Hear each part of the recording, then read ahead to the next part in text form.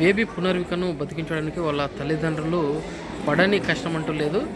చాలామంది స్వచ్ఛందంగా వచ్చి క్రౌడ్ ఫండింగ్కు పాల్పడి ఆ డబ్బును సేకరించి పునర్విక ఇంజెక్షన్కి 16 కోట్లు అవుతుంది కాబట్టి వాళ్ళకు ఇవ్వడానికి చాలామంది కూడా క్రౌడ్ ఫండింగ్ చేస్తున్నారు, సోషల్ మీడియాలో ప్రచారం చేస్తున్నారు, వాళ్ళకు సంబంధించిన క్యూఆర్ కోడ్ను కూడా పెడుతున్నారు. అయితే అందరికీ కూడా ఏర్పడ్డ ఒక ప్రశ్న ఏంటంటే, ఈ ప్రభుత్వం వేల కోట్లు ఏదో ఒక పని కోసం ఖర్చు పెడతా ఉంది. 300 కోట్లు దాదాపుగా యోగా కోసం ఖర్చు పెట్టింది. సో ఈ అమ్మాయి ప్రాణం కాపాడడానికి 16 కోట్లు ఒక గవర్నమెంట్ ఖర్చు పెట్టలేదా అని కూడా అందరికీ సందేహాలు రావడం జరిగింది. అయితే ప్రభుత్వం కూడా ముందుకొచ్చి అమ్మాయికి అయ్యే ఇంజెక్షన్ ఖర్చును ప్రభుత్వం భరిస్తుందంటూ కూడా ప్రకటించడం నిజంగా హర్షణీయం. అంతేకాకుండా జగన్ గారు కూడా ఒక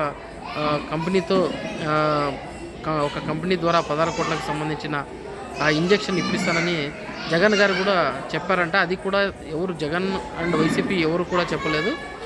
పునర్విక తల్లిదండ్రులు మీడియాతో చెప్పడం జరిగింది. నిజంగంటే ఒక చేయి ద్వారా హెల్ప్ చేసి ఇంకొక చేయికి కూడా తెలియకూడదు అని అంటారు కదా, ఆ విధంగా జగన్ గారు చేసిన మంచిని చాలామంది కూడా కొనియాడుతూ ఉన్నారు. అదేవిధంగా ప్రభుత్వం చేసిన మంచిని కూడా మనం గుర్తించాలి. సో ఏదేమైనా ఒక మానవతా దృక్పథంతో ప్రభుత్వం ముందుకు రావడం, మన జగన్ గారు కూడా హెల్ప్ చేస్తామనడం ఆ తల్లిదండ్రులకు ఎంతో ఒక కొండంత ధైర్యాన్ని ఇచ్చినట్లుగా కూడా మనం అనుకోవచ్చు.